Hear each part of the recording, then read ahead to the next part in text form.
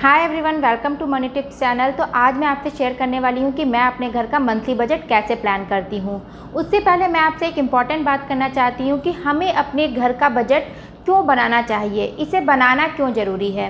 देखिए, अगर आपको ऐसा लगता है कि आपकी जो अर्निंग है या फिर आपकी जो इनकम है उससे आपके और आपकी फैमिली की जो नीड्स है वो पूरी नहीं हो पा रही है, आपकी अर्निंग तो लिमिटेड है लेकिन आपके जो खर्चे हैं, जो एक्सपेंसेस हैं वो ज़्यादा हैं या फिर वो बढ़ते ही जा रहे हैं, तो ऐसे में आपको अपने खर्चों को पूरा करना मुश्किल हो रहा है और आपके ऊपर लगातार उधार या फिर लोन जो है बढ़ता जा रहा है। तो ऐसे में आपको बजट बनाना बहुत ही ज़रूरी है। देखिए, बजट बनाने से आपको 4 फ़ायदे हो सकते हैं।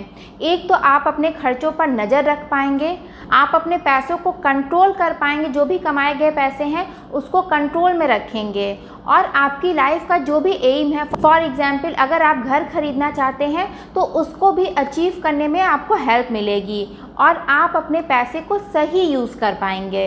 देखिए, बजट बनाने से पहले आपको इस बात को ध्यान में रखना पड़ेगा कि जब भी आप अपने घर का मंथली बजट बना रहे हैं तो उसमें हमेशा अपनी नीड्स को ऐड करिए, अपनी ज़रूरतों को ऐड करिए, कभी भी अपनी इच्छाओं को उसमें ऐड मत करिए, क्योंकि हमारा जो मन होता है वो बहुत ही चंचल होता है और हमारी जो इच्छाएं होती हैं वो अनलिमिटेड होती हैं। तो अगर आप अपनी इच्छाओं को भी अपने मंथली बजट में ऐड करने लगेंगे तो आप अपना घर जो है कभी भी अच्छे से नहीं चला पाएंगे और आप सेविंग भी नहीं कर पाएंगे। और सेविंग करना जो है बहुत ही ज़रूरी है। जैसा कि इस पैंडेमिक सिचुएशन में हम सभी देख रहे हैं कि एक वायरस की वजह से जो पूरे देश की जो इकॉनमी है वो हिल गई है लास्ट ईयर से, और स्टिल हम अभी भी इस प्रॉब्लम को फेस कर रहे हैं। ऐसे बहुत से लोग हैं जिनकी लॉकडाउन की वजह से जॉब चली गई है या फिर उनको सैलरी जो है कट करके मिल रही है, आधी सैलरी मिल रही है। तो इस टाइम पर ही हमारी जो सेविंग्स होती हैं वो काम आती हैं, या फिर इमरजेंसी में जो हमारी सेविंग्स होती हैं वही काम आती हैं। तो आइए अब देखते हैं कि मैं अपना मंथली बजट कैसे प्लान करती हूँ। देखिए, बजट शेयर करने से पहले मैं आपसे शेयर करना चाहती हूँ कि मेरा जो मेथड है सेविंग के पीछे वो क्या है। तो देखिए, जितनी भी हमारी सैलरी है उसमें से हम एक सर्टेन अमाउंट को सेव कर देते हैं और उसके बाद जो बचता है उसे हम खर्च करते हैं। तो फर्स्ट प्रायोरिटी हम सेविंग्स को देते हैं, देन सेकंड प्रायोरिटी हम एक्सपेंस को देते हैं। अब सेविंग्स जो है कितनी होनी चाहिए, तो आइडियली यही बोला जाता है कि सैलरी का 50% हमें सेव करना चाहिए। बट आजकल के टाइम में इतना बचाना जो है मुश्किल हो जाता है, क्योंकि आजकल जो है इतनी महंगाई है और बच्चों की जो पढ़ाई है, एजुकेशन है, वो भी काफ़ी कॉस्टली हो गया है। बट आपको कोशिश करनी चाहिए कि 10 to 20% सैलरी का आप ज़रूर सेव करिए अगर आपके बच्चे छोटे हैं तो, क्योंकि बच्चे अगर बड़े हो जाते हैं तो उनकी स्कूल की फ़ीस और एजुकेशन पर बहुत सारा पैसा खर्च होता है। तो मैं समझ सकती हूँ। तो आइए अब बात करते हैं मंथली बजट के बारे में। तो देखिए, मैं कोशिश यही करती हूँ कि 20,000 रुपीज़ में अपने घर का खर्चा चलाऊँ, जो भी बेसिक खर्चा है। कई बार ये खर्चा जो है ज़्यादा भी हो सकता है, जब कभी हम ट्रैवलिंग करते हैं या फिर हम कोई शॉपिंग कर लेते हैं, कोई बड़ा सामान ले लेते हैं, या फिर जब कोई फेस्टिवल होता है। लेकिन नॉर्मल डेज़ में जब कोई ट्रैवलिंग नहीं है, कोई फेस्टिवल नहीं है, कोई शॉपिंग नहीं है, तो उसका जो मंथली बजट है वो 20,000 रुपीज़ है। लेकिन मैं जो हूँ बहुत ही कैलकुलेटिव हूँ, बहुत ही हिसाब से चलती हूँ, तो मैं कोशिश यही करती हूँ कि इसमें से भी मैं कुछ बचा लूँ। तो चलिए अब एक्सपेंस के बारे में बात करते हैं। तो देखिए, ज़्यादातर घरों में जो एक्सपेंसेस होते हैं वो सेम ही होता है। हाँ, किसी के घर में थोड़ा एक्सपेंस मतलब कि जो खर्चे होते हैं वो ज़्यादा होते हैं और किसी के घर में थोड़ा कम होते हैं, तो ये थोड़ा ऊपर नीचे हो सकता है। तो देखिए, हमारा जो पहला एक्सपेंस है वो है रेंट का। तो हस्बैंड की जॉब की वजह से हमें दूसरे शहरों में घर को रेंट पर लेना पड़ता है, जिसका एक्सपेंस जो है 3,000 रुपीज़ है। एक्चुअल में जो हमारा रेंट है वो 8,000 रुपीज़ है, बट मेरे हस्बैंड को ऑफिस से 5,000 रिम्बर्स हो जाता है, तो केवल हमें 3,000 रुपीज़ ही देना पड़ता है। अब नेक्स्ट जो हमारा खर्चा है वो है इलेक्ट्रिसिटी का। तो नॉर्मल डेज़ में हमारा जो इलेक्ट्रिसिटी बिल है वो 300 ही आता है। हाँ, बट समर में जब हम एसी वगैरह चलाते हैं तो ये ज़्यादा हो जाता है, बट नॉर्मल डेज़ में ये हमेशा 300 ही रहता है। अब नेक्स्ट जो हमारा एक्सपेंस है वो है हाउस हेल्प। तो देखिए हाउस हेल्प का हमारा कोई भी एक्सपेंस नहीं है, क्योंकि घर के जितने भी काम होते हैं मैं वो खुद से ही सारा काम करती हूँ। इसके बाद जो हमारा खर्चा है वो है मिल्क का। तो देखिए मिल्क जो है हम पैकेट का लेते हैं जो कि 60 रुपीज़ पर लीटर है। तो हमारे यहाँ 1.5 किलो दूध आता है, तो उसका खर्चा है 2700 रुपये एक महीने का। नेक्स्ट हमारा जो खर्चा है वो है डाइपर, सैरलैक और फार्मूला मिल्क।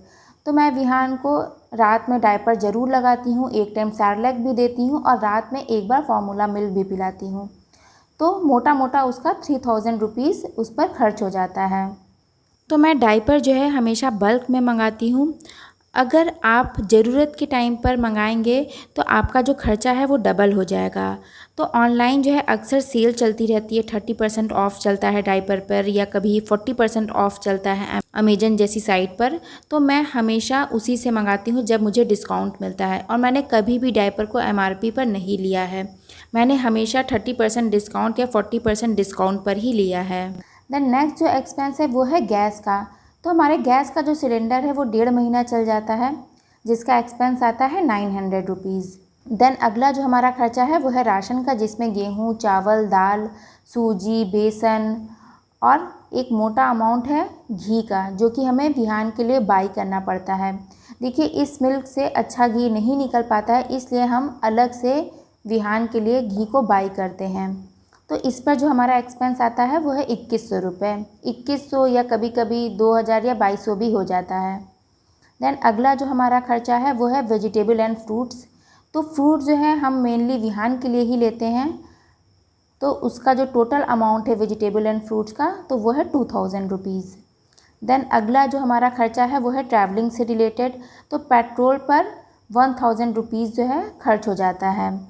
देन लास्ट जो एक्सपेंस है वो है ऑप्शनल। ये कभी होता है और कभी नहीं भी होता है, पर कभी कभी ज़्यादातर हम लोग ऑनलाइन शॉपिंग कर लेते हैं या इमरजेंसी यूज़ पड़ जाता है, कुछ तबीयत वगैरह ख़राब हो जाती है, तो उसके लिए 2000 रुपीज़ मैं अलग कर देती हूँ। तो अगर हम इन सारे एक्सपेंसेस को ऐड करते हैं तो जो टोटल हमारा खर्चा है वो है 17,000 रुपये, और हमारा जो बजट था वो था 20,000 रुपीज़ का। तो मैं ये 3000 रुपीज़ की बचत कर लेती हूँ। तो ये चीज़ जो है बच भी सकती है और नहीं भी, लेकिन मेरी कोशिश यही रहती है कि मैं कुछ बचत ज़रूर करूँ। अब इस 3000 रुपये को मेरा जो अगले महीने का बजट है 20,000 रुपीज़, उसमें हम ऐड कर देंगे, जो कि टोटल बजट फिर मेरा हो जाएगा 23,000। तो अगले महीने अगर हम कुछ शॉपिंग करने की सोच रहे हैं तो वो हमारा आराम से हो जाएगा। इसलिए सेविंग जो है हमें ज़रूर करना चाहिए। सेविंग करने से एक माइंडसेट बनता है and it will be always good. देखिए अगर आपके बैंक अकाउंट में हर महीने कुछ सेव हो रहा है और आपके बैंक में कुछ सेविंग्स है, तो हमारी जो लाइफ होती है वो पीसफुल बन जाती है, रिस्पेक्टफुल होती है, और आपको जो है अच्छी नींद भी आती है। मैंने कई लोगों को देखा है जो बहुत ज़्यादा कर्ज ले लेते हैं या फिर उधार ले लेते हैं, जिसकी वजह से वो हमेशा परेशान रहते हैं। और ये जो सेविंग्स है, यही सेविंग्स जो है आगे चल कर के अगर आप कोई घर ख़रीदना चाहते हैं, लैंड ख़रीदना चाहते हैं, या फिर बच्चों की मैरिज पे या उनकी स्टडीज़ में काम आती है, या फिर जब हमें इमरजेंसी में फ़ंड की ज़रूरत होती है तो हमारी सेविंग्स ही काम आती है। तो मेरा जो मंथली बजट है और जो मेरी सोच है इसके पीछे, वो आपको समझ में आ गई होगी। इसलिए एक बात का ज़रूर ध्यान रखिएगा कि अगर आपकी आमदनी 58 है तो खर्चा रुपया नहीं करना है, खर्चा 54 ही करना है। ऐसे ही लाइफ में शांति रहेगी और आप अपने बच्चों के लिए एक अच्छा फ्यूचर सेट कर पाएंगे। आई होप आज के वीडियो से आपको बहुत कुछ सीखने को मिला होगा। तो इस वीडियो को ज़्यादा से ज़्यादा शेयर करिएगा, जिससे कि दूसरे लोगों की भी हेल्प हो पाए और उनको भी कुछ सीखने को मिले। तो मिलते हैं फिर नेक्स्ट वीडियो में। Bye bye.